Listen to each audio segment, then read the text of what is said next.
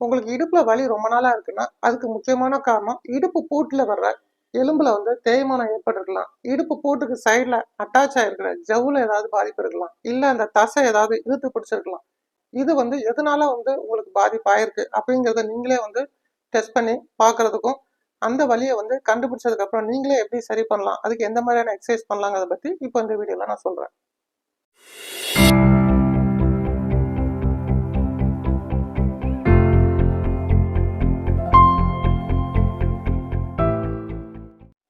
Hello everyone, நான் doctor Yesudas, சாலம் physiotherapy, Tiruvannamalai. இந்த வீடியோல இடுப்பு வலி எந்தெந்த ஏரியால வந்து உங்களுக்கு வருது, அதுக்கு என்ன காரணங்கள், அதை நீங்க எப்படி கண்டுபிடிக்கலாம், கண்டுபிடிச்சதுக்கு அப்புறம் எந்த மாதிரியான எக்ஸசைஸ்ல வந்து நீங்க சரி பண்ணலாம், அதை பத்தி நான் இப்ப சொல்ல போறேன். இடுப்பு வலி வந்து உங்களுக்கு வந்துச்சுன்னா 3 இடத்துல வந்து தெரியும். முக்கியமா முதலாவதா முன்பக்கம் தெரியும், ஃப்ரண்ட் ஏரியான்னு சொல்லுவோம். இடுப்புக்கு முன்பகுதி, அதாவது தொடை இடுக்கு, கிராயின் ரீஜன், அந்த இடத்துல தெரியும். அதுக்கப்புறம் இடுப்புக்கு பின்பகுதி, பட்டக்ஸ் ரீஜன், அதாவது பட்டக்ஸ் பகுதியிலே வந்து தெரியும்.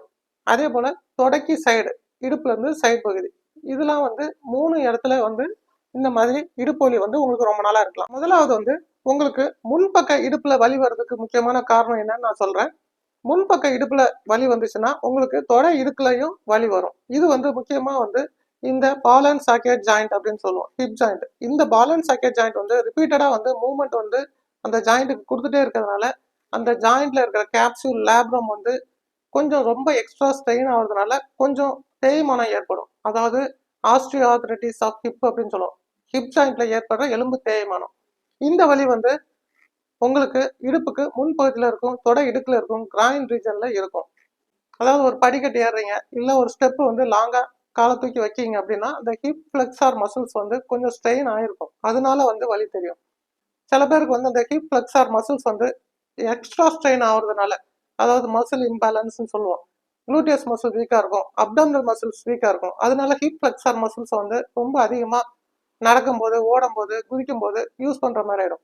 அப்படி பண்றதுனாலே வந்து அந்த மசில்ஸ் வந்து ஷார்டனிங் ஆகுறதுனாலே வந்து முன்பக்கம் ஹிப்ல வந்து பெயின் தெரியும். இந்த வலி வந்து கிராயின்லயும் தெரியும். ரெண்டாவது பின்பக்க வர்ற இடுப்பு வலி வந்து பட்டக்ஸ் ரீஜன்ல வரும். இது வந்து முக்கியமா வந்து இந்த பிரிஃபார்மிஸ் மசில் வந்து ரொம்ப டைட்னஸ் ஆகி அந்த சயாட்டிக் நர்வ் வந்து அந்த இடத்துல வந்து அழுத்தப்படுறதுனால பட்டாக்ஸ் ரீஜன்ல மட்டும் அந்த பெயின் வந்து தெரியும். மூணாவது இடுப்பு வலி வந்து உங்களுக்கு இடுப்புல இருந்து தொடக்கி சைடு வரைக்கும் வலி வரும். இது வந்து முக்கியமா வந்து அந்த இடுப்பு பகுதிக்கு கீழே நீங்க நல்லா டச் பண்ணி பார்த்தீங்கன்னா தெரியும். இடுப்பு பகுதியில இருந்து தொடக்கி கீழே நல்லா டச் பண்ணி பார்க்குறப்போ ஒரு போனி பம்ப், இந்த எலும்பு வந்து நல்லா தொட்டாலே ஃபீல் ஆகும். அந்த எலும்பு பகுதியில் நீங்க அழுத்தி பார்த்தீங்கனாலே வலி தெரியும். இந்த வலி வந்து உங்களுக்கு ஹிப் ஜாயிண்ட் பாதிப்புனால வரல. இந்த வலிக்கு முக்கியமான காரணம் வந்து இந்த எலும்பு ரீஜன்ல வந்து உங்களுக்கு பர்சா, டெண்டான், அதாவது வெள்ளை கலரா இருக்கும் பாருங்க, அதுதான் வந்து டெண்டான் சொல்லுவோம். இந்த டெண்டான், பர்சா இது எல்லாமே வந்து இந்த லெவல்ல வந்து அட்டாச் ஆயிருக்கும். இதுல ஏதாவது இன்ஃப்ளமேஷன் ஏற்பட்டுச்சுன்னா வர வலி வந்து உங்களுக்கு இடுப்புல இருந்து தொடக்கி சைடு வரைக்கும் வரும்.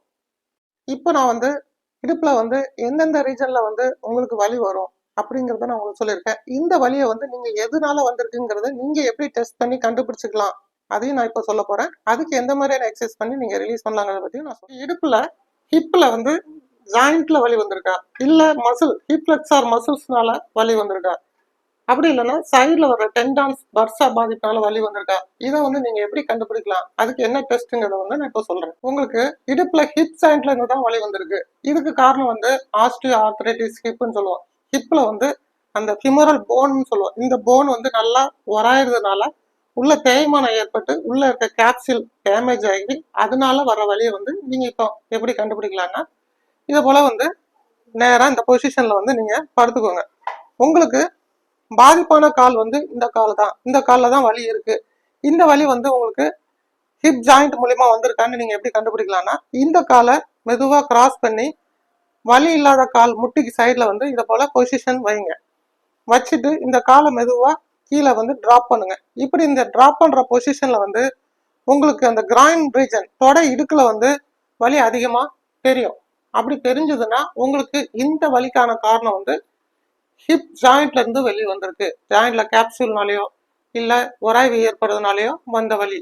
உங்களுக்கு இடுப்புல வந்து tendons, Bursa, muscles, soft tissues இதனால வந்து வலி வந்திருக்குன்னா அதை நீங்க எப்படி கண்டுபிடிக்கலாம்னா, அதுவும் இதே போல சூப்பைன் லையிங் பொசிஷன்ல வந்து ஸ்ட்ரைட்டா படுத்துக்கோங்க. உங்களுக்கு இந்த தொடப்பக்கம் தான் வலி இருக்கு அப்படின்னா நார்மலா இருக்கிற காலை வந்து மடக்குங்க. நீ டு செஸ்ட் பொசிஷனுக்கு மடக்குங்க. இப்படி மடக்கிறப்போ வலி இருக்கிற கால் வந்து உங்களுக்கு ஸ்ட்ரெயிட்டா இருந்ததுன்னா உங்களுக்கு மசில்ஸ்லயோ டெண்டான்ஸ்லயோ பர்சாலேயோ வந்து எந்த பாதிப்பும் இல்லை. சப்போஸ் கால் முட்டி வந்து நீங்க நீட் டு செஸ்ட் பொசிஷன் பண்றப்போ இந்த முட்டி லேசா இந்த அளவு தூக்குது, லிப்ட் ஆகுது அப்படின்னா உங்களுக்கு டெண்டான்ஸ், பர்சா இல்ல ஹிப் ஃப்ளெக்ஸார் மசில்ஸ்ல வந்து ப்ராப்ளம் இருக்கு. அதனாலதான் வந்து உங்களுக்கு இடுப்புல வலி வந்திருக்கு. அந்த போன்ல வர டெண்டான், பர்சா இதெல்லாம் வந்து இன்ஃப்ளமேஷன் ஆனாதான் டெண்டினைட்டிஸ், பர்சைட்டிஸ் அப்படின்னு சொல்லி ஹிப்ல சொல்றோம். இந்த ஹிப் ஜாயிண்ட்ல வர இந்த ப்ராப்ளத்துக்கு வந்து தொடக்கி சைட்ல தான் வந்து வலி வரும்னு சொல்லியிருக்கேன். இந்த வலியை நீங்க வந்து ஈஸியா எப்படி கண்டுபிடிக்கலாம்னா, உட்கார்ந்த பொசிஷன்ல வந்து கால் மேல கால் போட்டு உட்காருங்க. எந்த கால்ல வலி இருக்கோ அந்த கால் மேல கால் போட்டு உட்காருங்க. உட்கார்றப்போ நீங்க நல்லா இது போல கால் மேல கால் போட்டு உட்கார முடியுது, தொடக்கி சைட்ல எந்த வலியும் இல்லை அப்படின்னா உங்களுக்கு வந்து டெண்டினைட்டிஸோ இல்ல பர்சைட்டிஸோ வந்து இடுப்புல இல்லை. அதே போல கால் மேல கால் போட்டு உட்காரும் போது ரொம்ப கஷ்டமா இருக்கு, கால் மேல கால் போட்டு உட்காரவே முடியல, வலி வந்து தொடக்கி சைட்ல வந்து அதிகமா வருது அப்படின்னா இதைதான் வந்து நம்ம என்ன சொல்லுவோம், ஹிப் டெண்டினைட்டிஸ், ஹிப் பர்சைட்டிஸ் அப்படின்னு நம்ம சொல்லுவோம். இந்த ஹிப் பெயின், இந்த இடுப்பு வலிக்கு வந்து ஒரு நல்ல பெஸ்ட் பொசிஷன் சொல்றேன். அந்த பொசிஷனை நீங்க மெயின்டைன் பண்ணாலே ஈஸியா வந்து சீக்கிரம் வலி குறையும். இதை போல கால் ரெண்டே வந்து முட்டி போட்ட மாதிரி உங்க பெட்ல வந்து நல்லா அகலமா வச்சுட்டு உங்க வயிற்று பகுதி வந்து பெட்ல போடுற மாதிரி நல்லா படுங்க. இந்த பொசிஷனை வந்து நல்லா நீங்க மெயின்டைன் பண்ணுங்க. வலி இருக்கிறவங்க இந்த பொசிஷனை வந்து அடிக்கடி படுங்க. அடிக்கடி படுத்து இந்த பொசிஷனை நீங்க மெயின்டைன் பண்றதுனால சீக்கிரமே வந்து உங்களுக்கு ஹிப்ல ஆர்த்ரைட்டிஸ் பெயினா இருந்தாலும் சரி, பர்சைட்டிஸ், டெண்டினைட்டிஸ் எதுவாக இருந்தாலும் சரி சீக்கிரம் குறையிறதுக்கு இந்த பொசிஷன் வந்து ரொம்ப யூஸ்ஃபுல்லா இருக்கும். வந்து உங்களுக்கு இடுப்புல சைட்ல வர்ற வலியை குறைக்கிறதுக்கு உண்டான ஸ்ட்ரெச்சிங் எக்ஸசைஸ் வந்து நான் சொல்றேன். ரெண்டு காலையும் அடிச்சுக்கோங்க. எந்த காலில் வலி இருக்கோ அந்த காலை இன்னொரு கால் மேல கிராஸ் பண்ணி இந்த ஃபிகர் 4 வடிவத்துல வச்சுக்கோங்க. வச்சுட்டு ஆப்போசிட் கையிலால நல்லா ஆப்போசிட் ஷோல்டரை நோக்கி நல்லா ஸ்ட்ரெச் பண்ணுங்க. இந்த மாதிரி ஸ்ட்ரெச் பண்றப்போ உங்களுக்கு சைட் ஆஃப் த தைல தொடக்கி சைட்ல வந்து நல்ல ஸ்ட்ரெச்சிங் எஃபெக்ட் ஃபீல் பண்ண முடியும், பெயினும் தெரியும். இதை வந்து ஒரு 20 செகண்ட்ஸ் ஹோல்ட் பண்ணிட்டு ரிலாக்ஸ் பண்ணுங்க. இதே போல வந்து இந்த ஸ்ட்ரெச்சிங் எக்ஸசைஸ் வந்து ஒரு 20 செகண்டோ இல்லை 10 செகண்டோ உங்களால எந்த அளவுக்கு வலி பொறுக்கிற அளவு செய்ய முடியுதோ அப்படி செய்யுங்க. வலி அதிகமாகுதுன்னா நீங்க செய்ய வேண்டாம். இது வந்து ஒரு 5 ரிப்பீட்டேஷன் வந்து செய்யறப்போ வந்து உங்களுக்கு அந்த டெண்டினைட்டிஸ்னால உள்ள அந்த லிகமெண்ட்ஸ் வந்து நல்லா டைட்டா இருக்கிறது வந்து நல்லா ரிலீஸ் ஆகும். ஃப்ளெக்ஸார் மசிலோட டைட்னஸை குறைக்கிறதுக்கு உண்டான ஸ்ட்ரெச்சிங்கும் நான் சொல்றேன் இலியோசையஸ் மசிலுக்கு. இதே போல நீலிங் பொசிஷனுக்கு வந்துக்கோங்க. உங்களுக்கு எந்த காலில் வலி இருக்கோ அந்த காலை வந்து முட்டி போட்ட மாதிரி ஃப்ளோர்ல வச்சுக்கோங்க. தலகாணி வச்சு வச்சுக்கலாம், இல்ல பெட்ல இதை போல பொசிஷன் பண்ணிட்டு நல்லா இருக்கிற காலை வந்து நல்லா சப்போர்ட்டா வச்சுக்கோங்க. உடம்பு வந்து ஸ்ட்ரைட்டா இருக்கணும். இடுப்புல கையை ஹோல்ட் பண்ணி நல்லா முன்னாடி ஸ்ட்ரெச் ஃபீல் பண்ணுங்க. நீங்க இந்த ஸ்ட்ரெச் பண்றப்போ உங்களுக்கு தொடை இடுக்குல இருந்தே அந்த குவாட்ரிசெப்ஸ் மசில் கீழே வரைக்கும் முன் தொடை வரைக்கும் நல்லா ஸ்ட்ரெச் ஃபீல் ஆகும். இதை ஒரு 20 செகண்ட்ஸ் ஹோல்ட் பண்ணிட்டு ரிலாக்ஸ் பண்ணுங்க. இந்த பொசிஷன்ல வந்து நீங்க வலி பொறுக்கிற அளவுக்கு நல்லா செய்ய முடியுதுன்னா இந்த காலை கொஞ்சம் நல்லா முன்னாடி வாங்க. மூவ் பண்றப்போ இன்னும் நல்லா ஸ்ட்ரெச் எஃபெக்ட் நல்லா கிடைக்கும். இதையும் வந்து ஒரு 20 செகண்ட்ஸ் ஹோல்ட் பண்ணி ரிலாக்ஸ் பண்ணுங்க. இந்த ஸ்ட்ரெச்சிங் வந்து ஒரு 5 to 10 டைம்ஸ் வந்து செய்யறப்போ உங்களுக்கு அந்த மசில்ஸோட டைட்னஸ் நல்லா குறையும். ஹிப் ஃப்ளெக்ஸார் மசில் வந்து நல்லா ரிலீஸ் ஆகுறதுனால பெயின் வந்து நல்லா ஸ்ட்ரெச்சிங் செய்ததுக்கு அப்புறம் மசில்ஸை வந்து ஸ்ட்ரென்தனிங் பண்றதும் ரொம்ப இம்பார்ட்டன்ட். அது சிம்பிளானது நான் சொல்றேன்.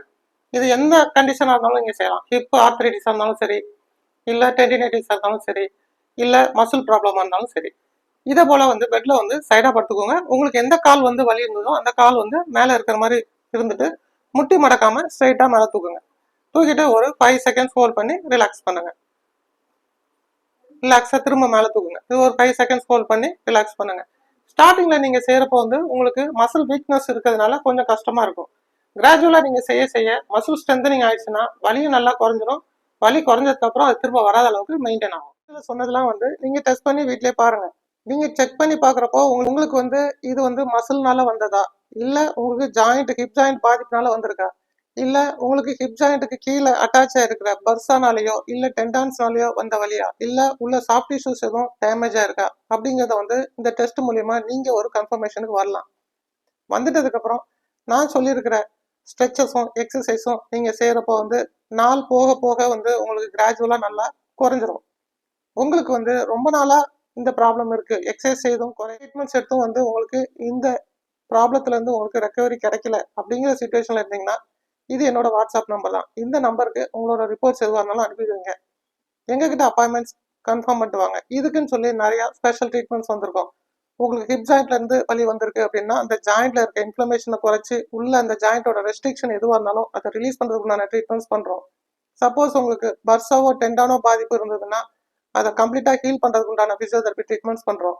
இல்லை அந்த ஹீப் ஃப்ளெக்ஸர் மசில் டைட்னஸ்னால வந்த ப்ராப்ளமாக இருந்ததுன்னா அதுக்கு சில மயோஃபேஷியல் ரிலீஸ் டெக்னிக்ஸ் வச்சுருக்கோம். அது மூலியமாக அந்த மசிலை வந்து கம்ப்ளீட்டாக ரிலீஸ் பண்ணிட்டு பெயினை குறைச்சிடும்.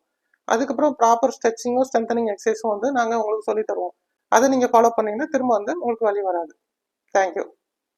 இந்த வீடியோ உங்களுக்கு யூஸ்ஃபுல்லாக இருந்ததுன்னா உங்களோட ஃப்ரெண்ட்ஸ் ஃபேமிலி மெம்பர்ஸ்க்கு ஷேர் பண்ணுங்கள், கமெண்ட் பண்ணுங்கள், லைக் பண்ணுங்கள், சப்ஸ்கிரைப் பண்ணிக்கோங்க.